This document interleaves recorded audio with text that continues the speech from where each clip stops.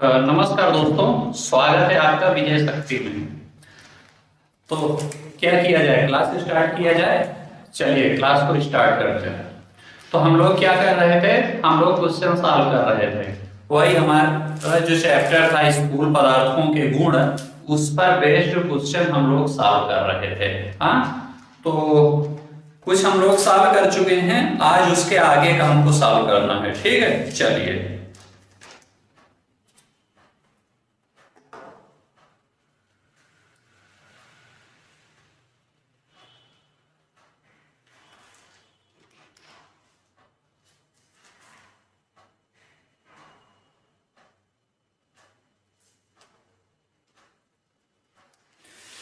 ये क्वेश्चन दिया हुआ है, कह रहा है कि यदि साबुन के दो भिन्न भिन्न व्यास के बुलबुलों को एक नली के द्वारा एक दूसरे के संपर्क में लाया जाए तो क्या घटित होगा।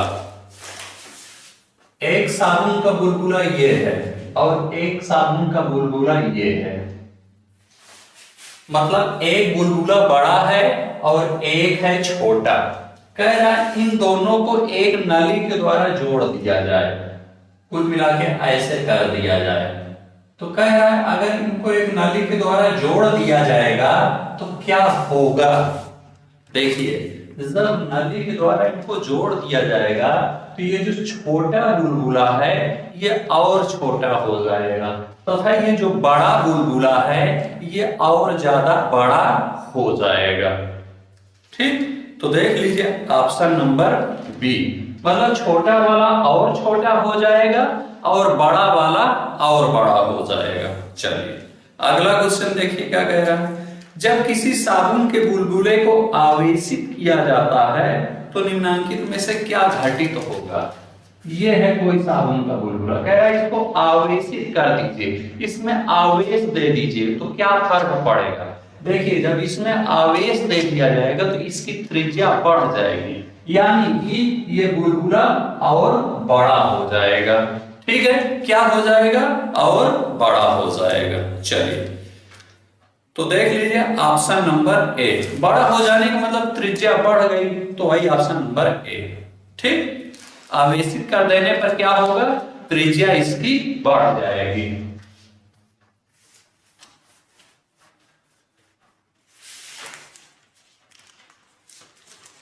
अगला क्वेश्चन कह रहा है कि एक ही पदार्थ से बने चार तार जिनकी विमाएं नीचे दी गई हैं अलग अलग बार एक ही भार से खींचे जाते हैं, उनमें से किस एक में अधिकतम दैर्घ्य वृद्धि होगी। मतलब क्या कह रहा है कि चार तार हैं, एक तार ये है, मतलब तार है, और इन तार की इस प्रकार के चार तार हैं हमारे पास। कितने हैं, चार हैं। और उन चार में क्या कह रहा है कि सबकी नाप दी है कि कौन कितना मोटा होगा और कौन कितना लंबा होगा। इस प्रकार की मान लिया एक ये दे दिया गया, इसको कह दिया गया कि ये 1 मीटर है और 2 मिलीमीटर जो है इसकी मोटाई है और 1 मीटर लंबा है। इसी प्रकार से एक और दिया हुआ है, कह रहा है 2 मीटर उसकी लंबाई है और उसका व्यास 2 मिलीमीटर है। एक और दिया हुआ है, कह रहा है कि उसकी लंबाई है 3 मीटर और उसका व्यास है 1.5 मिलीमीटर। एक और दिया हुआ है, कह रहा है 1 मीटर लंबाई है और उसका व्यास का मतलब वही मोटाई 1 मिलीमीटर है। तो इसमें से कह रहा है कि अगर कोई भार लटकाया जाए, भाई तार में अगर आप कोई भार लटकाएंगे तो तार बढ़ेगा ना, कुछ खींचेगा ना। तो वही कह रहा है कि ये बताइए कौन सा तार जो है सबसे ज्यादा खींचेगा, दैर्घ्य वृद्धि होगी यानी खींचेगा। तो क्या दिया हुआ, एक का दिया है 1 मीटर लंबाई और 2 मिलीमीटर व्यास। दूसरे में दिया है 2 मीटर लंबाई और 2 मिलीमीटर व्यास। तीसरे में दिया हुआ है 3 मीटर लंबाई और 1.5 मिलीमीटर व्यास। चौथे में दिया है 1 मीटर लंबाई और 1 मिलीमीटर व्यास। ये चार दिया हुआ है। अब हमें यही पूछ रहा है कि अगर कोई भार वही भार है, सेम भार, पहले इसमें लटकाया गया, फिर इसमें लटकाया गया, फिर इसमें लटकाया गया, फिर इसमें लटकाया गया, तो कौन सा तार ज्यादा लटकेगा? देखिए एक फार्मूला होता है delta L proportional to L upon R square. क्या? Delta L proportional to L upon R square. L क्या है? एल होती है तार की लंबाई। क्या? तार की लंबाई को एल कहते हैं, और ये आर क्या होती है? तार की त्रिज्या। ठीक, और ये डेल्टा एल क्या है? वही लंबाई में हुई वृद्धि, यानी लंबाई तार की कितना बढ़ेगी उसको डेल्टा एल से डिनोट करते हैं।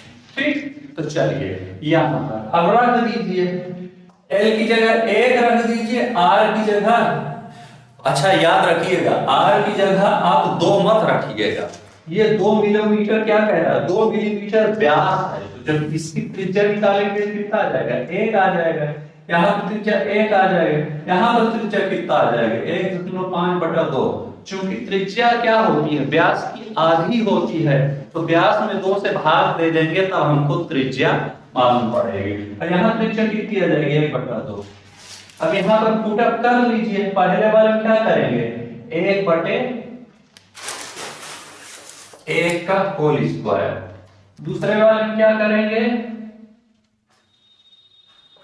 1/1 का होल स्क्वायर। इसमें भी नहीं, दूसरे वाले में 2 रखेंगे ना, चूंकि L 2 है ना। और तीसरे वाले में क्या करेंगे? 3/, अब यहां त्रिज्या 5/2 थी, तो लिख लीजिए 1/5/2 का होल स्क्वायर। और चौथे वाले में क्या करेंगे? 1/1/2 का होल स्क्वायर। ठीक, समझ रहे हैं ना? वही तो रखा, फार्मूले में रख दिया गया है सब त्रिज्या का। अब इसको आप सॉल्व कर लीजिए, जिसकी वैल्यू आपको ज्यादा आएगी आप कह लीजिएगा तो वो तार में ज्यादा वृद्धि होगी। मुझे लगता है इसकी वैल्यू ज्यादा आएगी, इस वाले की, क्योंकि इस वाले में जो है सबसे आप देखेंगे इसकी वैल्यू सबसे ज्यादा आएगी, तीसरे वाले की। यानी 3 मीटर लंबाई और 1.5 मिलीमीटर वाला तार जो है सबसे ज्यादा वो होगा। ठीक, इसमें सबसे ज्यादा दर्द वृद्धि होगी। ऑप्शन नंबर सी चेक कर लीजिएगा। इसमें 1/1 1 आ गया, इसमें 2/1 2 आ गया, इसमें 3 में भाग देना है, किससे भाग देना है? उससे, और इसमें 1 में से। चलिए वही देखिएगा, सी वाला ऑप्शन आएगा। ठीक, चलिए अगला क्वेश्चन लगाएं।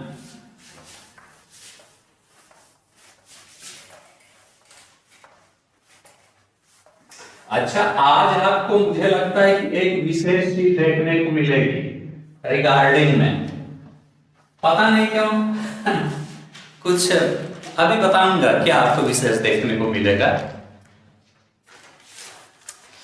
चलिए अगला क्वेश्चन देखिए, क्या कह रहा है? यदि केशिकत्व की परिघटना नहीं होती तो क्या होता? केशिकत्व आपको बताया था कि द्रव का ऊपर चढ़ना नीचे उतरना, यह क्या कहलाता है?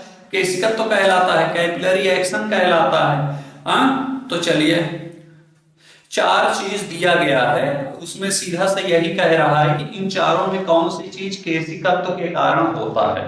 तो ये बताइए, किरोसिन दीप का उपयोग मुश्किल हो जाना। किरोसिन दीप जानते हैं? ऐसा दीप, ऐसा दिया जो किरोसिन के तेल से जलता हो। जैसे लालटेन का एक एग्जाम्पल दिया था। बचपन में हम लोग गांव में जब पढ़ते थे तो होता था कि शीशी में किरोसिन का तेल डाल करके ऊपर बत्ती निकाल करके उसमें माचिस लगा देते थे तो उजाला करती थी। आप लोग नहीं देखे होंगे, आप लोग भाई बहुत मॉडर्न जमाने के, आप लोग 1 मिनट लाइट कटेगी तो पढ़ना ही बंद कर देंगे, लेकिन हम लोगों ने वो दिन देखा है। ठीक है ना, गांव में रहते थे तो। अब नहीं है, बीते जमाने की बात हो गई। तो किरोसिन दीप में वही केशिकत्व की घटना घटती है। चलिए स्याही शोक पत्र काम करने में विफल हो जाता। मैंने क्या बताया था, स्याही शोक पत्र का मतलब क्या होता है कि स्याही एक जगह आप डाल दीजिए, स्याही फैल जाती है। मैंने आपको बताया ना क्यों फैल जाती है, इसलिए फैल जाती है क्योंकि वही उसमें छोटी छोटी केस नलियां बनी होती हैं शोक पत्र में और चारों तरफ फैल जाती है। तो ये भी केशिकत्व की घटना है। चलिए ये बताइए, बड़े पेड़ जिन्हें हम चारों ओर देखते हैं पृथ्वी पर नहीं उगते। मैंने आपको क्या बताया कि जो पेड़ होता है, मान लीजिए ये पेड़ है और ये है जड़ें, जड़ में आप पानी डालते हैं तो केशिकत्व की घटना घटती है। और केशिकत्व की घटना के स्वरूप क्या होता है कि सारी यहाँ पर पत्तियों में, डालों में, सब जगह ये पानी जड़ से ऊपर तक पहुंच जाता है। अच्छा सतर्क रहिएगा, ये जो पेड़ में ऊपर पानी पहुंचता है, ये पानी पहुंचाने में दो घटनाएं घटती, एक तो केशिकत्व और एक और होता है, ठीक ना, प्रस्वेदन वगैरह, वाष्पोत्सर्जन, ये सब अभी मैं आपको बताऊंगा डिटेल कि इसमें क्या होता है, वाष्पोत्सर्जन क्या होता है, प्रस्वेदन क्या होता है। कुल मिलाकर के ये बॉटनी का टॉपिक है, इसलिए यहाँ पर नहीं होता है। लेकिन याद रखिएगा, लोग इसमें आपको फंसा सकते हैं कि ये जो पेड़ में ऊपर पानी पहुंचता है, क्या ये सिर्फ और सिर्फ केशिकत्व की वजह से ही होता है? तो कहिएगा जी नहीं, केशिकत्व तो होता ही होता है पेड़ में ऊपर पानी पहुंचाने में, साथ ही साथ एक घटना और घटती है जिसकी वजह से ये पहुंचता है ऊपर। कुल मिलाकर के जैसे आप लालटेन में देख लीजिए या केरोसिन दीप में देख लीजिए, इस सब जगह सिर्फ केशिकत्व की वजह से ही लिक्विड ऊपर पहुंचता है और कोई घटना नहीं। लेकिन पेड़ में दो घटनाएं होती हैं, केशिकत्व प्लस एक और, अभी आगे बताऊंगा डिटेल, ठीक है ना। चलिए तो चलिए इसमें कह रहा है कि बड़े पेड़ जिन्हें हम चारों ओर देखते हैं, कह रहा है कि अगर केशिकत्व ना होता तो मैंने क्या था, इसमें दो घटनाएं, एक प्लस एक तो हो गया केशिकत्व, दोनों जरूरी है। अगर केशिकत्व नहीं होगा तब ही नहीं चढ़ेगा, और केशिकत्व के साथ एक और, तो इसमें यह कह रहा है कि अगर केशिकत्व ना होता तो क्या ये पेड़ पानी पहुंच पाता? नहीं पहुंच पाता भाई, और नहीं पहुंच पाता तो क्या ये पेड़ जीवित रह पाता? बिना पानी के तो पेड़ जीवित ना रहता, और बिना पानी के पेड़ जीवित ना रहता तो धरती पर पेड़ ही ना मिलते। ये बात भी सही है कि केशिकत्व ना होता तो हम अपने चारों पृथ्वी पर पेड़ नहीं देख पाते। केशिकत्व ना होता तो स्याही शोक पत्र काम करने में विफल हो जाता। स्याही शोक पत्र का मतलब क्या है? कहीं स्याही गिर गई जो है, और एक आप बचपन में कहते हैं ना सोथा, सोथा ले लो, हाँ, शोक पत्र का मतलब सोथा, तो सोथा इस पे लगाते हैं, सोथा जब इस पे लगाते हैं तो सोथा सारी स्याही सोख लेता है। सोख क्यों लेता? क्योंकि सोथे में छोटी छोटी केस नलियां बनी होती, और वो केस नलियां जो है सारी स्याही को सोख लेती हैं, ठीक। तो अच्छा ये बताइए, अगर वो घटना कैपिलरी यानी केशिकत्व के कारण ही होती है, तो अगर ये कैपिलरी एक्शन ना होता तो क्या स्याही शोक पत्र काम कर पाता? नहीं काम कर पाता। क्या केरोसिन दीप का उपयोग मुश्किल हो जाता? बिल्कुल मुश्किल हो जाता, ठीक है ना। केरोसिन दीप आप यूज न कर पाते अगर कैपिलरी एक्शन का कॉन्सेप्ट ना होता तो। यानी 1, 3 और 4 आंसर सही है। ऑप्शन नंबर 2 देखिए, ऑप्शन नंबर 2 में क्या कह रहा है? कोई मृदु पेय का उपभोग करने के लिए स्ट्रा का प्रयोग नहीं कर पाते। कभी आप लोग बढ़िया दुकान पर जाएंगे जूस वूस पीने तो स्ट्रा आपको देता है, आप उस पर लगाते हैं और ऐसे खींचते हैं, बड़ा स्टाइल मार करके आप जूस पीते हैं। हाँ, कुछ लोग कोल्ड ड्रिंक भी उस स्ट्रा से पीते हैं, बहुत सारी चीज जो है। हम तो नहीं पीते हैं, हम तो सीधा लेते हैं और ऐसे मारते हैं, पी रहा। हम कहते हैं स्ट्रा उस्ट्रा हमको नहीं चाहिए। हाँ, हम देसी आदमी हैं, शुद्ध भारतीय, हाँ, ग्रामीण परिवेश से संबंध रखने वाले। अब नहीं रहते, अब तो शहर में रहते हैं, लेकिन मन में अभी भी गांव बसा हुआ है, तो हमको स्ट्रा उस्ट्रा मजा नहीं आती। लेकिन हम देखते हैं खासकर ऐसे लोग जो अपने किसी खास के साथ जाते हैं। तो किस खास के साथ समझ गए? किसी खास के साथ जब जूस पीने जाते हैं या ऐसी जगहों पर जाते हैं तो क्या करते हैं? स्ट्रा का इस्तेमाल लोग करते हैं। तो स्ट्रा में कोई केशिकत्व की घटना काम नहीं करती, मैंने आपको क्या बताया था कि केशिका का मतलब होता है कि लिक्विड अपने आप ऊपर चढ़ जाएगा, इसमें कोई ऊपर से बल लगाने की जरूरत नहीं पड़ेगी, ठीक है ना। लेकिन स्ट्रा में आप क्या करते हैं, स्ट्रा में तो आप अपने से खींचते हैं ना, यानी आप अपने मुंह से खींचते हैं उस लिक्विड को, उस लिक्विड पर बल लगा करके आप अपनी तरफ खींचते हैं, ठीक है ना। तो स्ट्रा में जो ऊपर लिक्विड जाता है वो कोई केशिकत्व की वजह से नहीं जाता, वो आप उसको बल लगाकर खींच लेते हैं इसलिए जाता है, ठीक। तो चलिए, तो ये ऑप्शन नंबर 2 गलत होगा, 1 3 4 ऑप्शन नंबर बी, ठीक। चलिए,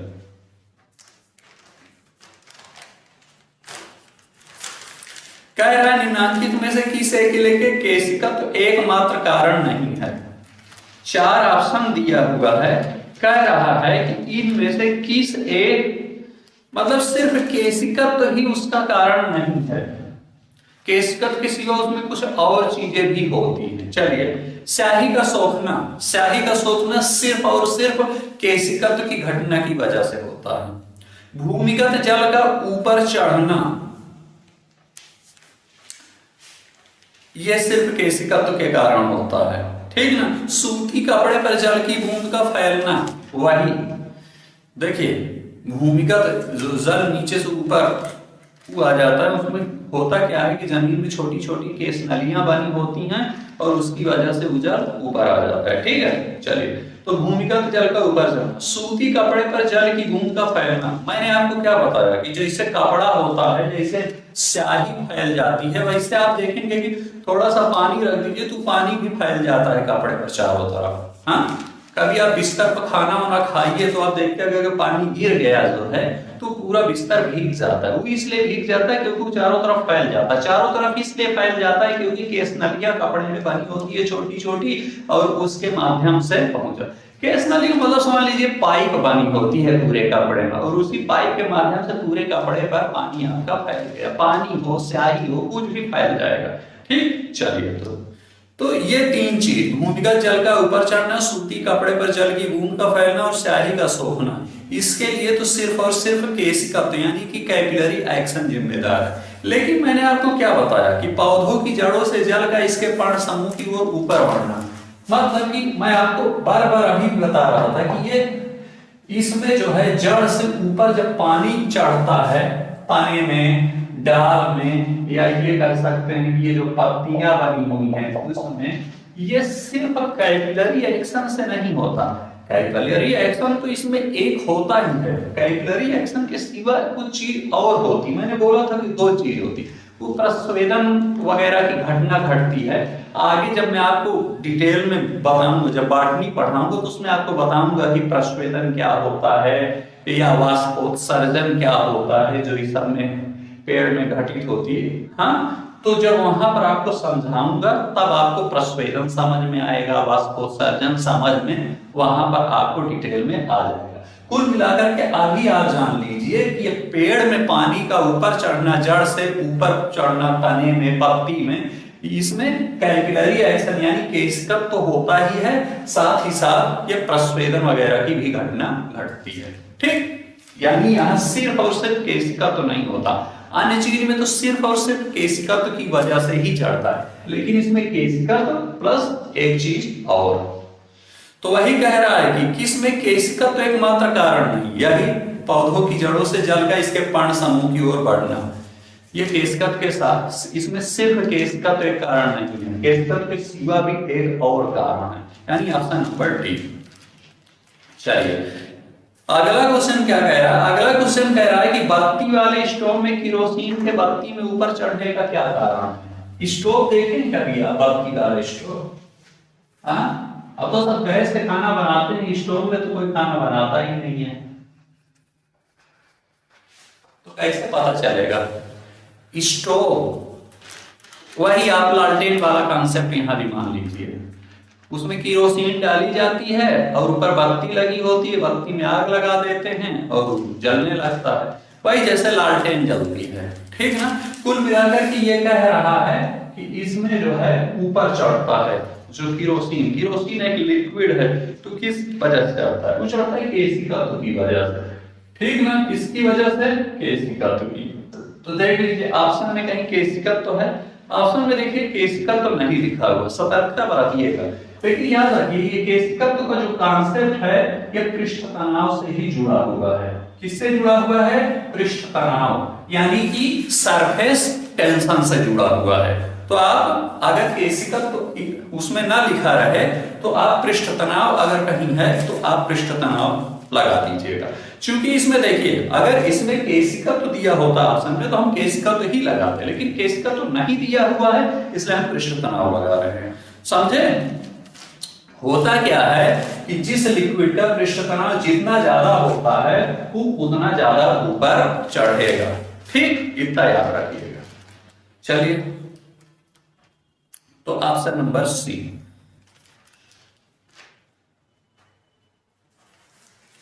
अगला क्वेश्चन क्या कह रहा है कि एक केस नली में जल की अपेक्षा एक तरल अधिक ऊंचाई तक चढ़ता है, इसका क्या कारण क्या है? केस नली है, इसमें जो है जल की तुलना में जो है कोई अन्य लिक्विड एक डाला गया है, वो लिक्विड जल की तुलना में ज्यादा ऊंचाई तक चढ़ जाता है। कह रहा है इसका कारण क्या है? मैंने आगे आपको बताया कि जिस लिक्विड का पृष्ठ तनाव जितना ज्यादा होगा वो उतना ज्यादा ऊंचाई तक चढ़ेगा।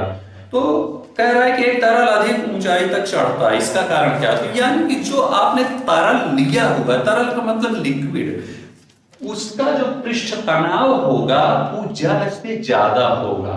अगर उसका पृष्ठ तनाव जल से ज्यादा होगा तभी हम ये कह सकते हैं कि उस तरल, वो तरल जो है जल से ज्यादा ऊपर चढ़ जा रहा है, ठीक है। एक बार जल डाला गया तो पता चला जल यहीं तक चढ़ा, लेकिन जब तरल डाला गया तो पता चलो यहां तक चढ़ गया। यहां तक क्यों चढ़ गया? क्योंकि इसका पृष्ठ तनाव इससे ज्यादा है। जिसका पृष्ठ तनाव ज्यादा होगा वो ज्यादा ऊंचाई तक चढ़ेगा, यानी ऑप्शन नंबर डी, तरल का पृष्ठ तनाव जल की अपेक्षा ज्यादा है, ठीक है। अगला क्वेश्चन चलिए।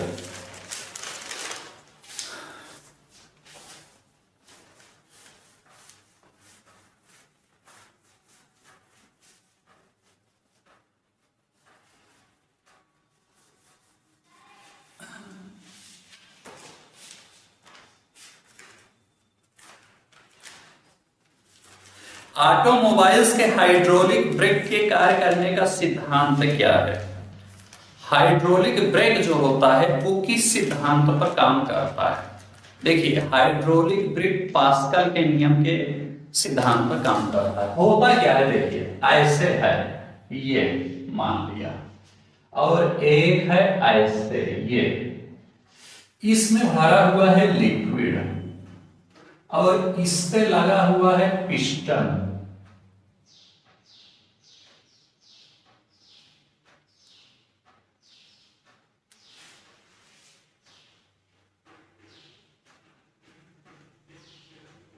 ठीक, और इसी प्रकार से एक पिस्टन यहां लगा हुआ है, ठीक, ये एकदम सटा होता है। कभी इसको आप ऐसे समझ, इसमें भरा हुआ है लिक्विड, ठीक है। ये बताइए कभी डॉक्टर से इंजेक्शन लगवाए हैं तो जब इंजेक्शन लगवाते हैं तो डॉक्टर क्या करता है, जो उसको ऐसे खींचेगा फिर ऐसे दबाएगा। जब उसको ऐसे दबाता है तो लिक्विड जो है अंदर हमारे बॉडी में पहुंच जाता है नीडल के माध्यम से। देखते हैं ना, वो पिस्टन टाइप होती है, ऐसे खींच लिया फिर ऐसे डाल दिया, ऐसे दबाता रहता है डॉक्टर, हाँ। तो उसी को आप यहाँ समझ लीजिए, ये एकदम ऐसे है, इससे ऐड है। अच्छा ये बताइए, और ये भी एक जो है इससे ऐड है, ये लिक्विड भरा हुआ है जो है। तो ये बताइए जब हम ऊपर से इसको ऐसे दबाएंगे, जब ये दबाएंगे तो ये लिक्विड अपने चारों तरफ, ये लिक्विड नीचे दबाएगा, ये ऐसे बढ़ेगा, ये ऐसे बढ़ेगा, ये ऊपर बढ़ेगा। और जब ये ऊपर बढ़ेगा तो ये वाला पिस्टन ऊपर की ओर आएगा कि नहीं? आ जाएगा। मतलब अगर इस प्रकार की कोई आकृति होगी तो होगा क्या कि जब इस पर नीचे की ओर दाब लगाएंगे तो ये पिस्टन ऊपर की ओर बढ़ जाएगा, जब इसको नीचे दबाएंगे तो ये ऊपर बढ़ जाएगा। ठीक, यही है पास्कल का नियम। इसे क्या कहा जाता है? पास्कल का। ये मतलब ये कॉन्सेप्ट किस पर बेस्ड है? पास्कल के नियम पर बेस्ड है। बहुत डिटेल में पास्कल का नियम यहाँ नहीं पढ़ेंगे। देखिए, तो आप समझ गए ना कि इधर से दाब लगाया तो ये ऊपर की ओर बढ़ गया। कभी कार बनवाने गए हैं, आप देखते हैं जहां कार की रिपेयरिंग होती है वो नीचे से बटन दबाता है और कार जो है ऊपर बढ़ जाती है और फिर वो अपना नीचे से अपना चढ़ करके उसका नीचे वाले सिरे को सफाई वफाई करता रहता है। तो होता क्या है, उसमें भी पूरा सिस्टम यही वाला होता है। ठीक ना, मान लिया ये है अपना, यहाँ पर ये कार अपना रखी हुई है, इस पर अब कार की डिजाइन ना बनवाई, तो इसको जब दबाएंगे तो ये पूरा उड़ जाएगा, पूरा उड़ जाएगा तो कार भी ऊपर उड़ जाएगी। तो कुल मिलाकर के इतना जान लीजिए किस पर बेस्ड है ये कॉन्सेप्ट? ये कॉन्सेप्ट बेस्ड है पास्कल नियम पर। किस पर? पास्कल के नियम पर ये कॉन्सेप्ट आधारित है। ठीक है भैया, पास्कल का नियम पर बेस्ड है। तो चलिए, तो मैं क्या रहा हूं आपको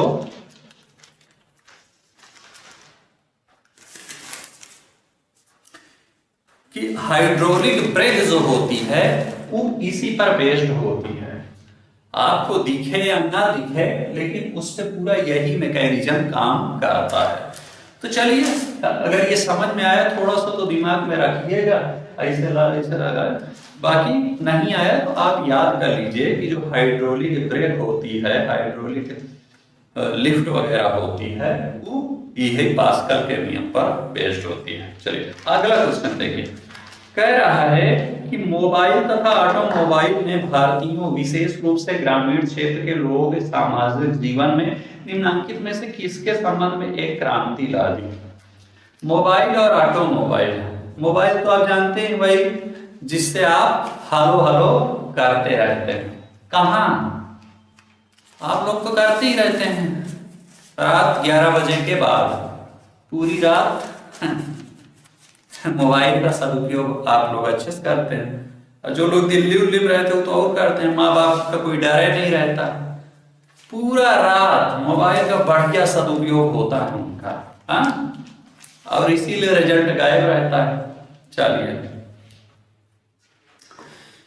तो क्या कह रहा है कि अच्छा ये बताइए, इसने लोगों के आवागमन के संबंध में क्रांति ला दी कि नहीं? बिल्कुल ला दी।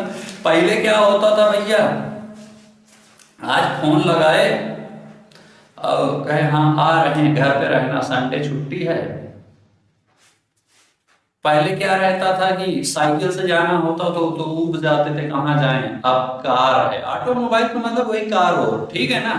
अब बढ़िया कार स्टार्ट किए, पहुंच गए। तो आवागमन के संबंध में तो क्रांति आ गई ना, मोबाइल और ऑटोमोबाइल से आ गई। लोगों के जुड़ाव के संबंध स्वाभाविक है, पहले साल भर बातें नहीं होती थी, अब जो है दिन भर बात करते हैं, तो जुड़ाव भी तो बढ़ा ना, ठीक है ना? लोगों की संवेदनशीलता के संबंध में, क्या संवेदनशीलता बढ़ी? क्या बिल्कुल नहीं बढ़ी, सेंसिटिविटी नहीं बढ़ी, समझे? मुझे तो लगता है पहले लोग ज्यादा संवेदनशील होते थे, एक दूसरे का दुख देख करके उनको ज्यादा कष्ट होता था।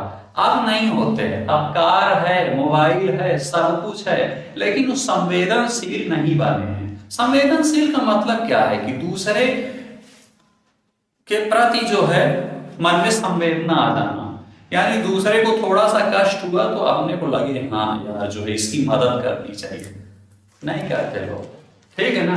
अब मैं देखता हूं कि पिछले जब से ये मोबाइल बढ़ी है, मतलब मुझे अपना व्यक्तिगत में फील करता हूं पिछले, आप समझ लीजिए कि लगभग 17-18 साल में मैंने ये देखा है। 17 साल आप समझ लीजिए, ये जो 17-18 सालों में जो मतलब लोगों का रवैया चेंज हुआ है, क्या कहें, अब लोगों के अंदर वो संवेदनाएं नहीं रह गई हैं। आप मर रहे हैं, मरते रहिए, आपके रिश्तेदार से कोई मतलब नहीं है। वो बस फॉर्मेलिटी करने के लिए एक आध बार आ जाएगा, फोन कर लेगा, बाकी उसको कोई लेना देना नहीं। बल्कि अब तो फोन भी नहीं करता, फ्री है, 24 घंटे जियो, फ्री कॉलिंग की सुविधा अवेलेबल है, लेकिन नहीं करता। मैं देखा हूं, मेरे ऊपर खुद बीत रही है, समझ रहे हैं मतलब। तो चलिए उसको तो कभी इंडियन सोसाइटी जब पढ़ेंगे, अगर आप लोग मौका देंगे तो इंडियन सोसाइटी जब मैं आपको पढ़ाऊंगा तो वहां पर इस सब बातों की डिटेल में चर्चा करूंगा, साइंस में क्या चर्चा करें। तो कुल मिलाकर के लोगों की संवेदनशीलता के संबंध में क्रांति नहीं आई है। हाँ, लोगों का जुड़ाव बढ़ा है, आवागमन में वृद्धि हुई है, लेकिन संवेदनशीलता में कोई वो नहीं आया, ठीक है ना, बल्कि संवेदनशीलता घट गई है।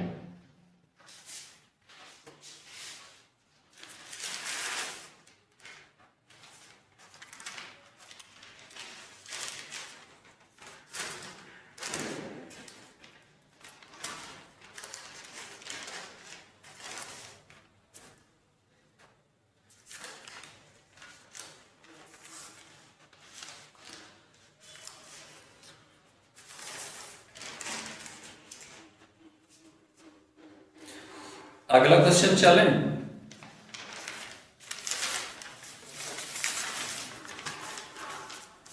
कुछ लोग कह रहे थे कि सर आपने बाल कटा लिया, आपका चेहरा थोड़ा सा डाउन पड़ गया, क्या करें भाई? आप लोग पढ़ाई कीजिए, कहाँ चेहरे ओहरे में पड़े रहते हैं।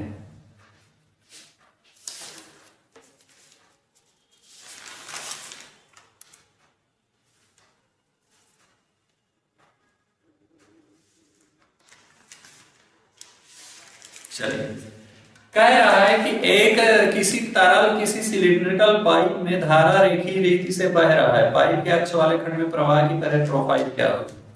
कुल मिलाकर के क्वेश्चन ये कह रहा है, कभी आप ट्यूबवेल गए हैं, गांव में ट्यूबवेल तो देखे होंगे, आप देखेंगे जहां से पानी निकल रहा होता है पाइप से, लगभग समझ लो इस टाइप की आकृति बनती है। कैसी? इस टाइप की, मतलब मैं ये कह सकता हूं कि ऐसी बनती है।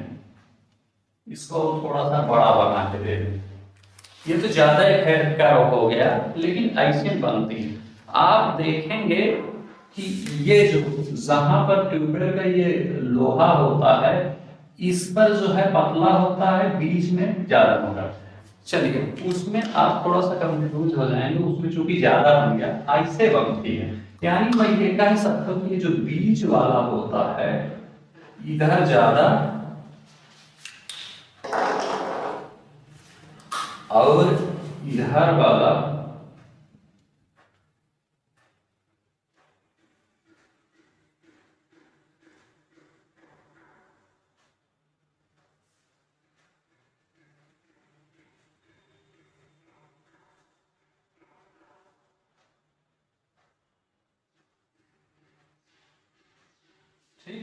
ये ऐसी कुछ बनती है। और ये मतलब जब इसको ऐसे करेंगे तो आपको ऐसा मिलेगा।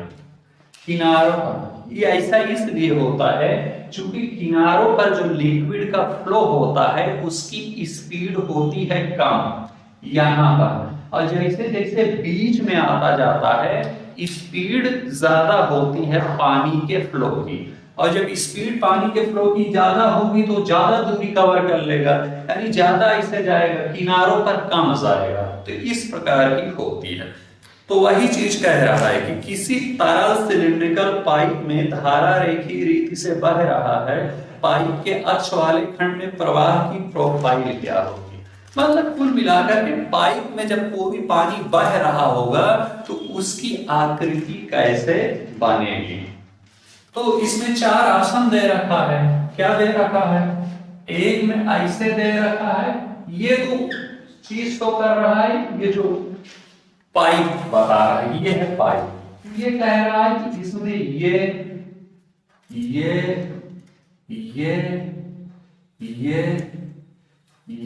कुल मिला के ये कह रहा है कि चारों एकदम बराबर होंगे। नहीं, बराबर नहीं होंगे। बराबर होंगे तो ये ऐसे कर्व ऐसे बन पाएगा। ठीक, दूसरे में क्या कह रहा है कि ये है, ये पाइप है, दूसरे में कह रहा है ये ऐसे बन रहा होगा, मतलब कि पाइप आगे है और पानी अंदर घुसा हुआ, ये भी गलत है। तीसरे में क्या कह रहा है कि ये है, ये ऐसे चल रहा है उल्टा, ये भी गलत है। चौथे में वही कह रहा है, चौथे में कह रहा है ये है आपका जो है, तो ऐसे कह रहा है, ऐसे कह रहा है, ऐसे कह रहा है, ऐसे कह रहा है, ऐसे कह रहा है, समझे?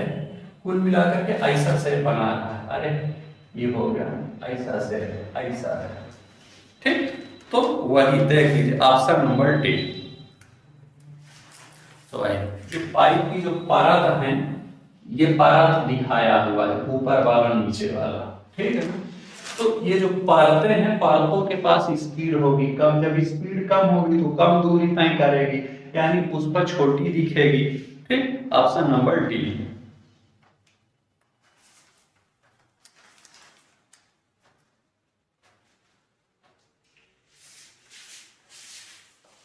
अगला क्वेश्चन क्या कह रहा है,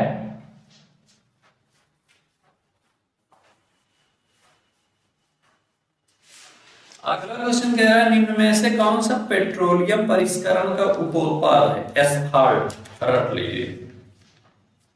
ठीक, क्या? एस्फाल्ट। ठीक है, चलिए अगला क्वेश्चन देखते हैं। कह रहा है कड़े जाड़े में झील की सतह हिमशीतित हो जाती, किंतु उसके तल में जल द्रव अवस्था में बना रहता है, यह किस कारण से होता है?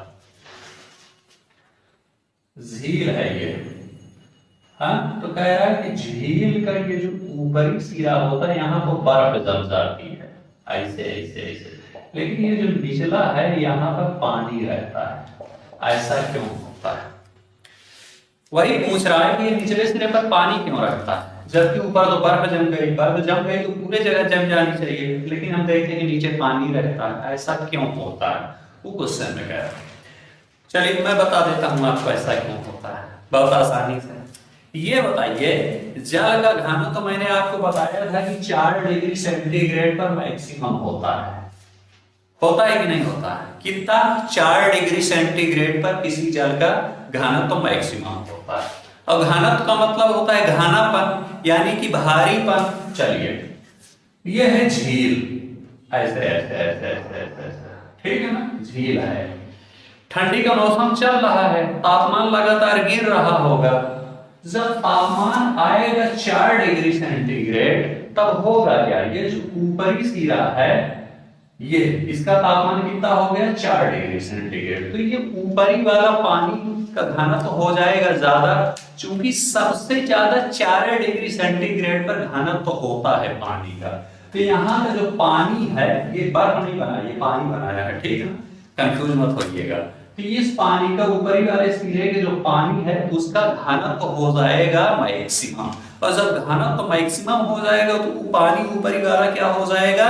भारी हो जाएगा। और भारी चीज क्या होती है? नीचे गिर जाती है, भारी चीज नीचे आ जाएगी, और नीचे से जो ये नीचे की जो चीजें हल्की हैं उनको ऊपर भेज देगी, क्योंकि ऊपर 4 डिग्री सेंटीग्रेड पर उसका घनत्व मैक्सिमम हो गया ना भाई। ठंडिया जब पड़ेगी तो सबसे पहले ऊपरी वाले सिरे पर पड़ेगी कि नहीं पड़ेगी, समझे? और जब ऊपरी वाले सिरे पर पड़ेगी, टेम्परेचर मतलब गिरते गिरते 4 डिग्री सेंटीग्रेड ऊपर वाले का हो गया, तो जब टेम्परेचर 4 डिग्री सेंटीग्रेड ऊपर वाले का हो गया तो ऊपर वाला पानी के अणु हो गए भारी, और भारी चीजें क्या होंगी? नीचे आ जाएंगी, और नीचे आ करके नीचे वाले जो पानी के अणु है इनको ऊपर ढकेल देंगे।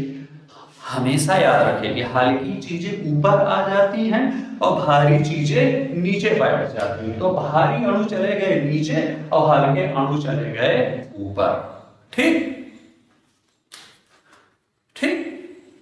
अब जब हल्के अणु ऊपर चले गए तो फिर ऊपर ठंडी पड़ रही है, ऊपर तो ठंडी पड़ रही ना, ऊपर भी फिर आ गया 4 डिग्री सेंटीग्रेड। हाँ, यानी ये भी भारी हो गए।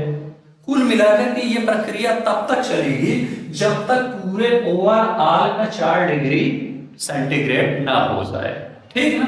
अब पूरे ओवरऑल का हो गया 4 डिग्री सेंटीग्रेड, नीचे भी ऊपर भी। आप कहेंगे नीचे कैसे होगा भाई? जो ऊपर 4 डिग्री सेंटीग्रेड में बदला था वो नीचे आ गया ना, भारी हो गया तो नीचे आ गया, यानी अब नीचे हो गया 4 डिग्री सेंटीग्रेड। नीचे जो हल्का था उसको ढकेल कर ऊपर कर दिया गया, और ऊपर फिर 4 डिग्री सेंटीग्रेड की वजह से ऊपर और भारी हो जाएगा। कुल मिलाकर एक समय ऐसा आएगा कि पूरे उसका 4 डिग्री सेंटीग्रेड हो जाएगा, यानी पूरे उसका घनत्व क्या हो जाएगा? मैक्सिमम हो जाएगा। चलिए अब क्या होगा? अब टेम्परेचर क्या करेगा? अब ओवरऑल आप देखेंगे यहाँ पर तो सब का जो है क्या हो गया? 4 डिग्री सेंटीग्रेड हो गया। यहाँ यहाँ यहाँ यहाँ यहाँ यहाँ यहाँ यहाँ सब का कितना हो गया? 4 डिग्री सेंटीग्रेड, ऊपर का भी और नीचे का भी। ठीक, चलिए अब क्या होगा कि 4 डिग्री सेंटीग्रेड से नीचे गिरेगा टेम्परेचर, मान लिया 3 डिग्री सेंटीग्रेड पर आया। और मैंने क्या बताया कि 4 डिग्री पर होता है घनत्व मैक्सिमम, 4 से कम आने पर भी और 4 से ज्यादा आने पर भी घनत्व घटने लगता है। 4 से इधर आएंगे जैसे जैसे घनत्व घटता जाएगा, उधर भी जाएंगे तो घनत्व बढ़ता जाएगा। चलो चलिए 4 से 3 आ गया टेम्परेचर, तो घनत्व क्या हो जाएगा? घट जाएगा। और घनत्व घटने का मतलब हल्की है, अब हल्की है तो अब नीचे नहीं जाएगी। क्यों? क्योंकि नीचे का है 4, ऊपर टेम्परेचर है 3, यानी ये है हल्की और ये है भारी। समझे? तो हल्की ऊपर रहेगा, 3 के जगह फिर 2 आएगा, अब भी नहीं आएगा। एक समय आएगा 0 आ जाएगा भाई ऊपर वाले का। अब 0 आ गया मतलब और हल्की हो गई, और हल्की चीजें ऊपर ही रहती। कुल मिलाकर स्थिति ऐसी बन गई कि ऊपर वाली सतह का टेम्परेचर हो गया 0 डिग्री सेंटीग्रेड, और 0 डिग्री सेंटीग्रेड मतलब बहुत हल्की। अब आपको पता होगा कि 0 डिग्री सेंटीग्रेड पर होता क्या है कि बर्फ क्या हो, वो पानी क्या हो जाता है? बर्फ में चेंज हो जाता है। क्या हो जाता है? बर्फ में। यानी अब 0 होने पर यहाँ जो ऊपर है इसका टेम्परेचर, सॉरी ऊपर जो है क्या हो गया? बर्फ की परत जम गई। ऊपर क्या हो गई? बर्फ की परत जम गई ऊपर, और नीचे का पानी अभी वही 4 डिग्री सेंटीग्रेड वाले पर है, और ऊपर जम गई बर्फ। ठीक है ना? और नीचे 4 डिग्री सेंटीग्रेड पर। एक चीज और याद रख लीजिए, अब क्या होगा? ये ऊष्मा रोधी का काम करेगा।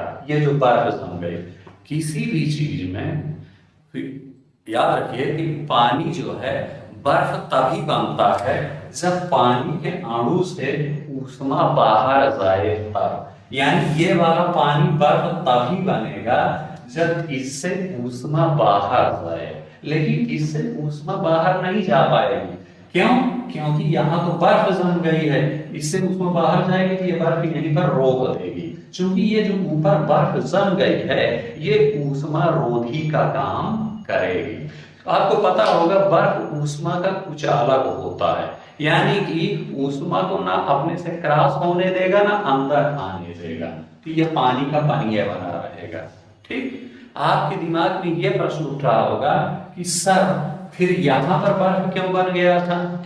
यहाँ कह रहे हैं नहीं बन भैया, यहाँ इसलिए बन गया था क्योंकि ये तो वातावरण के डायरेक्ट संपर्क में है ना। यहाँ कोई इसकी इस यहाँ वाले पानी का तो कोई दिक्कत नहीं, अपने निकले वायुमंडल में चली जाए इसकी ऊष्मा और खूब अपना बना दे जो है।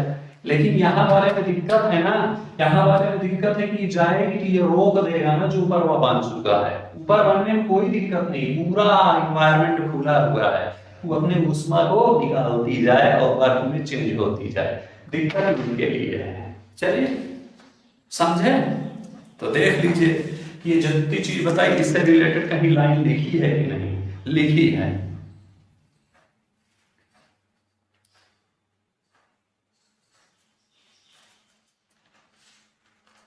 ऑप्शन नंबर सी, जल की सघनता 4 डिग्री सेंटीग्रेड पर अधिकतम होती है। देखिए बर्फ ऊष्मा की कुचालक है, ये भी ऑप्शन सही है, ठीक है ना, मतलब लेकिन यहां जो क्वेश्चन दिया गया है उसमें मेन खेल है कि 4 डिग्री सेंटीग्रेड पर जो है जल का घनत्व यानी जल की सघनता अधिकतम होती है।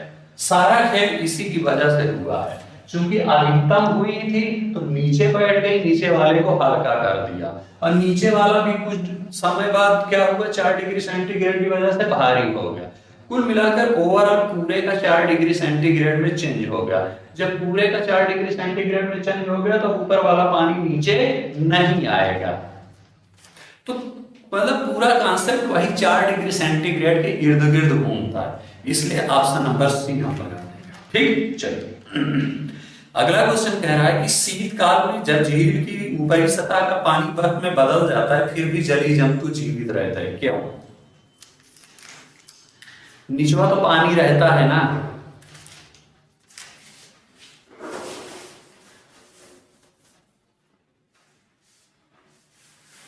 पर बर्फ में बदल गए, कह रहा है कि जलीय जंतु जीवित क्यों रहते हैं, ये क्वेश्चन पूछा है, इसलिए भैया जीवित रहते हैं।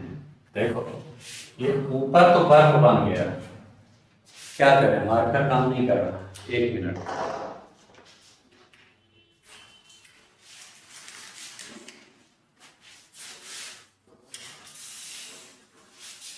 ये है बर्फ, ठीक है,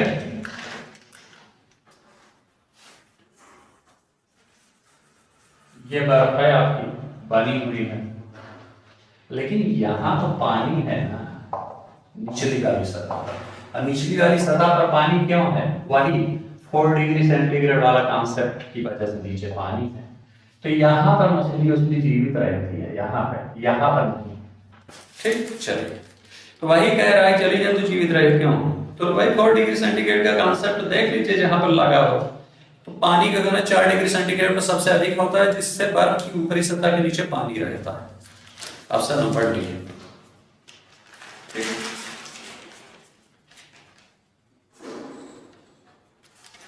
अगला क्वेश्चन देखिए,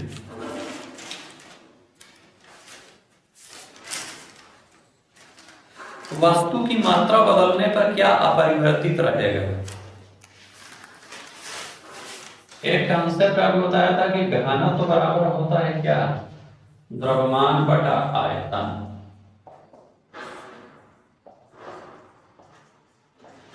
वस्तु की मात्रा का मतलब होता है द्रव्यमान, तो कह रहा है कि क्या द्रव्यमान चेंज करने पर घनत्व चेंज हो जाएगा? नहीं, घनत्व पर कोई फर्क नहीं पड़ेगा, क्योंकि द्रव्यमान अगर जब चेंज करेंगे, वस्तु की मात्रा जब चेंज करेंगे तो आयतन भी तो चेंज हो जाएगा। मान लिया इतनी वस्तु आपने ले रखी है तो आयतन इतना है, ठीक है ना, जो है जब वस्तु बढ़ा देंगे, इतनी बढ़ा देंगे तो इसका आयतन भी तो बढ़ गया। अब घनत्व तो बराबर होता क्या है, द्रव्यमान बटा आयतन। ये बात सही है कि द्रव्यमान बढ़ने से घनत्व तो बढ़ जाना चाहिए, लेकिन यहाँ पर ये भी लगा हुआ कि अगर आयतन बढ़ेगा तो घनत्व तो कम हो जाएगा। यहाँ पर द्रव्यमान बढ़ाने पर द्रव्यमान तो बढ़ गया, लेकिन द्रव्यमान बढ़ाने पर साथ ही साथ उसका आयतन भी तो बढ़ जाता है, और आयतन के बीच उल्टा संबंध होता है। इसीलिए जब मैं आपको वहां पर पढ़ा रहा था तो मैंने आपको बताया था, रुई वाला एग्जाम्पल और लोहे वाला एग्जाम्पल बताया था, तो मैंने आपको बताया था कि अगर आयतन समान होगा तब हम कहेंगे कि जिसका द्रव्यमान ज्यादा उसका घनत्व तो ज्यादा। अगर आयतन समान नहीं है तब हम नहीं कहेंगे, ठीक है ना। तो चलिए, यानी कि यहां पर तो ऐसा कुछ लिखा नहीं है कि आयतन समान है भाई, इतना चीज लीजिए उसका द्रव्यमान कम है, इतना चीज लीजिए उसका द्रव्यमान ज्यादा है, लेकिन इतना चीज लेंगे तो उसका आयतन इतना है, और इतना लेंगे तो उसका आयतन भी बढ़ गया। यानी द्रव्यमान जितना घनत्व को बढ़ाएगा, आयतन उतना घनत्व को कम कर देगा, फलस्वरूप घनत्व में कोई फर्क नहीं पड़ेगा। ठीक, तो वस्तु की मात्रा बदलने पर क्या परिवर्तित रहेगा? आयतन नहीं, आयतन बढ़ अगर मात्रा बढ़ा दिया तो आयतन भी बढ़ जाएगा। द्रव्यमान मात्रा बढ़ा दिया, द्रव्यमान भी बढ़ जाएगा। भार का फार्मूला क्या होता है? m इंटू जी। क्या? m इंटू जी।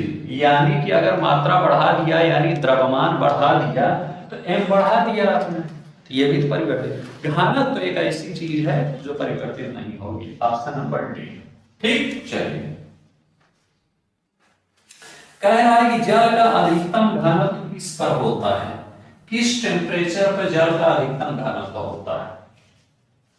बार बार तो आपको बोल रहा हूं कि 4 डिग्री सेंटीग्रेड पर, किस पर? 4 डिग्री सेंटीग्रेड पर क्या होगा?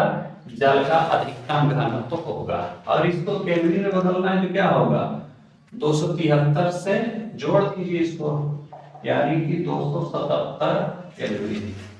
तो क्या होगा? 277 केल्विन पर जल का घनत्व अधिकतम। यहाँ सब केल्विन में दे रखा है और सेंटीग्रेड को केल्विन में चेंज करना हो तो क्या करेंगे? 273 ऐड कर देंगे। ठीक,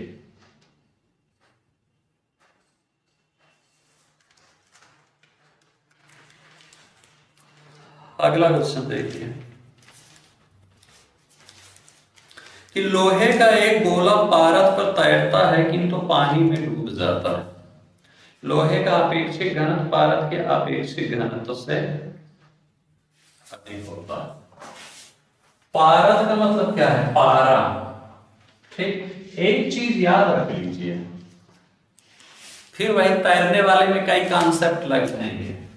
मान लिया कोई चीज किसी के ऊपर तैर रही है, ये तैर रहा है, ये हाँ? तो जो चीज तैर रही होगी उसका घनत्व होगा कम, और जो चीज जिस पर तैर रही होगी उसका घनत्व होगा ज्यादा। समझ गए ना?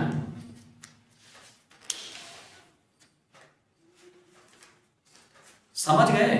चलिए, तो लोहे की कील पारे पर क्यों तैरती है जबकि वह पानी में डूब जाता? नहीं, अगला क्वेश्चन, इससे पहले का क्वेश्चन है कि लोहे का एक गोला पारद पर तैरता है किंतु पानी में डूब जाता है। ये बात सही है कि लोहे के किसी गोले को अगर आप पारे में तैराएंगे तो तैरेगा और पानी में डूब जाएगा। ये कॉन्सेप्ट सही है, कोई दिक्कत नहीं। इसका कारण वाला है कि लोहे का अपेक्षित घनत्व पारद के अपेक्षित घनत्व से अधिक होता है।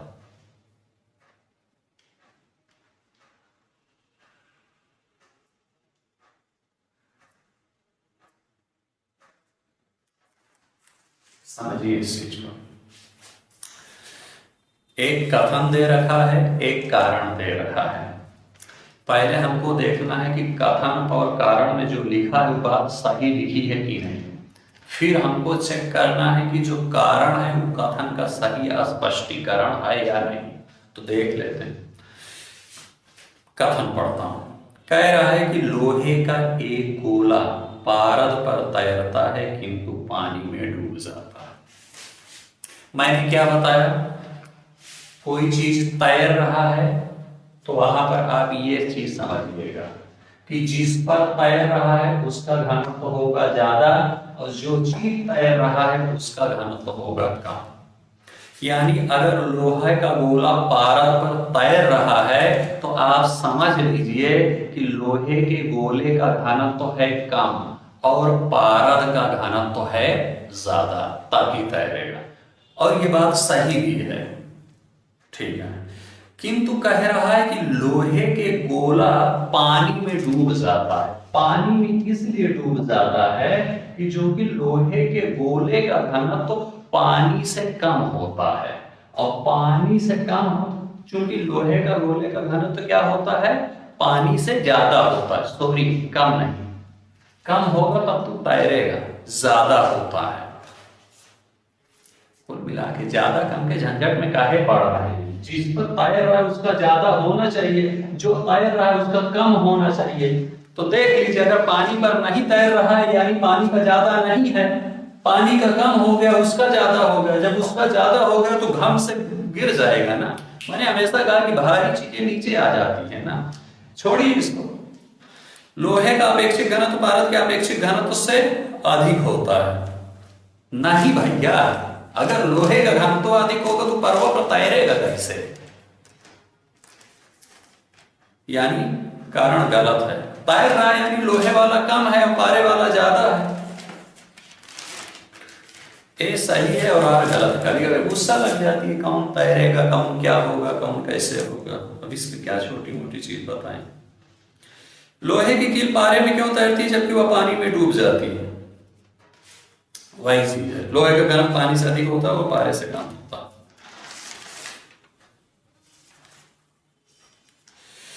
एक तो आप लोग सब्सक्राइब भी नहीं करवाते हैं, क्या करें।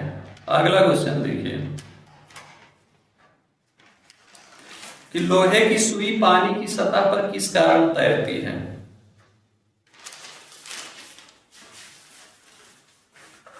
कह रहा है कोई लोहे की सुई है वो पानी पर तैर रही है। इस पर कई क्वेश्चन बनाता है, कभी दे देगा कि नहीं तैर रही, कभी तैर रही। मान लिया कोई ऐसी सुई है जो तैर ही रही है। दो चीज याद रखिए, तैरने के केस में दो कॉन्सेप्ट याद रखिएगा, एक आर्किमिडीज का सिद्धांत, एक पृष्ठ तनाव। जब मैं आपको पृष्ठ तनाव पढ़ा रहा था तो वहां मैंने आपको चाय वाला एग्जाम्पल बताया था। उसमें मैंने बताया था आपको कि किस स्थिति में कोई अगर मच्छर या मक्खी बैठेगी तो नीचे डूब जाएगी चाय में, और किस स्थिति में बैठी रहेगी। बैठी रहेगी मतलब वही तैर रही है, समझे। तो याद रखिएगा जब कोई छोटी मोटी चीज की बात करेगा, हाँ, मच्छर मक्खी इस सब के तैरने की बात करेगा तो वहां पर पृष्ठ तनाव वाला कॉन्सेप्ट लगेगा। और जब कोई बड़ी चीज शिप वगैरह की बात करेगा, इस सब की बात करेगा तो वहां आर्किमिडीज वाले सिद्धांत का कॉन्सेप्ट लगेगा। ठीक है ना। तो चलिए, यहाँ लोहे की सुई पानी की सतह पर किस कारण से तैरती है, तो यहाँ पर वही छोटी सी चीज है, पृष्ठ तनाव वाला, वो कर लीजिएगा। वही जो वहां पर मैंने आपको मच्छर मक्खी बताए थे। एक बार कॉन्सेप्ट वाली क्लास देख लीजिए, बार बार उस चीज को कितना समझाएं भाई। तो ऑप्शन नंबर बी, पृष्ठ तनाव के कारण। ठीक, चलिए ये बताइए अगला क्वेश्चन, जब कुएं से पानी की बाल्टी को ऊपर खींचते हैं तो हमें क्या महसूस होता है? जब तक बाल्टी कुएं के अंदर रहती है हमको हल्का महसूस होता है। क्यों? क्योंकि जब तक बाल्टी कुएं के अंदर मतलब कुएं के पानी के अंदर, जब तक बाल्टी यहाँ पर रहेगी पानी के अंदर हमको हल्का महसूस होगा। जब बाल्टी पानी के बाहर आ जाएगी तो हमको भारी महसूस होता है। क्यों? क्योंकि इसके अंदर ये जो पानी भरा हुआ है ना, लिक्विड भरा हुआ है ना, वो नीचे से उत्प्लावन बल लगाता है, बाल्टी को ऊपर की ओर धकेलता है। और जब बाल्टी को ऊपर की ओर धकेलता है ऐसे तो लगता है बाल्टी हल्की है, और यहाँ पर आने के बाद तो पानी है नहीं, तो नीचे से उत्प्लावन बल कौन लगाएगा, बाल्टी भारी लगने लगती है। चलिए ऑप्शन नंबर है, पानी की सतह से ऊपर भारी हो गई है। चलिए एक भार, अगला क्वेश्चन देखिए, एक भारहीन गुब्बारे में 200 ग्राम जल भरा गया है, इसका जल में भार क्या होगा? क्या है? 200 ग्राम जल भरा है गुब्बारे में, और इसको जब आप पानी के अंदर डुबोएंगे यहां पर, गुब्बारे को यहां पर, तो क्या होगा? आर्किमिडीज का सिद्धांत क्या बताया था कि कोई भी चीज अपने वस्तु के भार के बराबर द्रव विस्थापित करती है। इसको जब इसमें करें, हाँ, तो मैंने आपको क्या बताया, अगर ये 200 ग्राम है तो इसके उसमें आभासी कमी कितने की आएगी? 200 माइनस 200 बराबर कितना हो जाएगा? 0। देख लीजिएगा कॉन्सेप्ट वाला, शून्य। क्या? शून्य। ऑप्शन नंबर ए, आर्किमिडीज का सिद्धांत आप देख लीजिएगा, बस वहीं से आपको समझ में आ जाएगा। इसका जल में भार क्या होगा? शून्य होगा।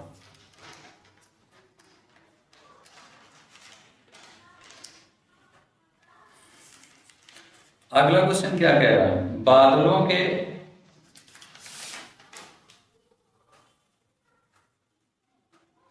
वायुमंडल में तैरने का कारण क्या है? बादल का मतलब क्या होता है? ये जो पानी की जो भाप बनी होती है यही तो ऊपर जाकर के बादल का निर्माण करती है।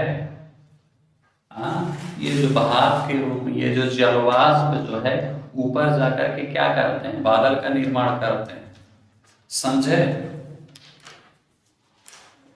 अच्छा ये बताइए, गर्मी के दिन में ये जलवाष्प ऊपर उठेंगे कि नहीं? जलवाष्प का घनत्व क्या होगा? कम होगा कि नहीं? बिल्कुल कम होगा। ठीक है ना। और जब घनत्व कम होगा तो तैरने लगता है। तो बादलों के वायुमंडल में तैरने का कारण क्या है? उनका कम घनत्व। ठीक है। अरे जब तक यहाँ पर है नीचे हैं उनका घनत्व ज्यादा है, जब गर्मी लगी तो ऊपर की ओर चले गए। मैं आपको पहले भी सारा चीज बता चुका हूं कि जब गर्मी पड़ती है तो हवाएं ऊपर की ओर जाती हैं, जरवाद भी ऊपर की ओर जाएगा। और जब ऊपर क्यों जाते हैं? क्योंकि घनत्व उनका कम हो जाता है। ठीक है ना। मतलब ऊपर चले गए यानी घनत्व कम हो गया। ठीक, तो वही 40 में ऑप्शन नंबर डी। अगला क्वेश्चन है, कौन सा क्वेश्चन नंबर था ये पता नहीं, जो भी अपना देख लीजिएगा कौन सा क्वेश्चन था। कौन सा तत्व तो सबसे पहले कृत्रिम रूप से उत्पादित किया गया था? टेक्नीशियम। अब ये रट लीजिए आप, 4 दिया है नेपथ्यूनियम जिसका परमाणु क्रमांक 43 है। टेक्नीशियम जितने ऑप्शन दिए उसमें टेक्नीशियम। कह रहा है समुद्र में भ्रमण करते हुए आइसबर्ग का कितना भाग समुद्र की सतह से ऊपर होता है? क्या कह रहा है?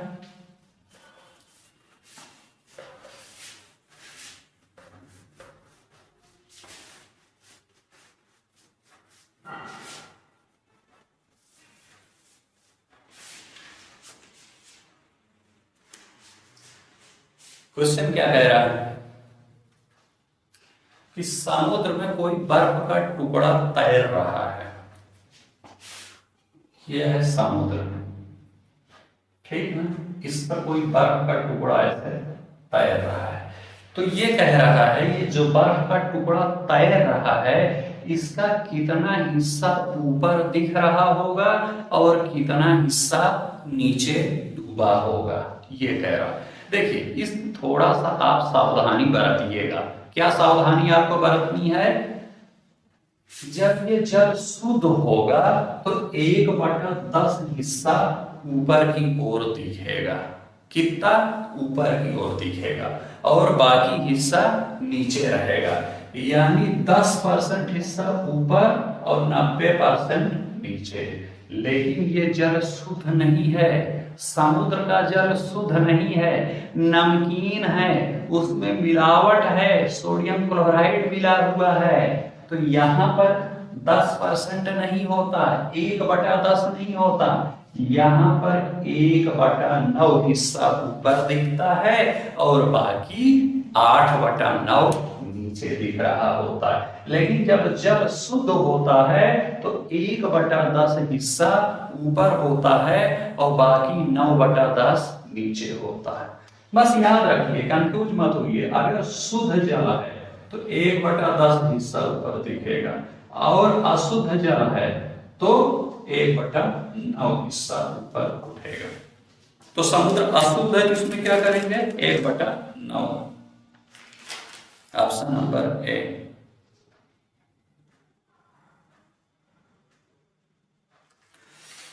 ये क्वेश्चन अक्सर आपसे पूछता है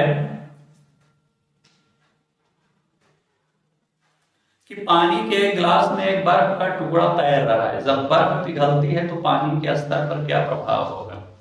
कोई प्रभाव नहीं होगा, जितना है उतना ही रहेगा। सोचिएगा, ये आपके लिए होमवर्क है, ठीक है ना। अब आगे सो बहुत डॉक्टर इंजीनियर आपको नहीं बनना है।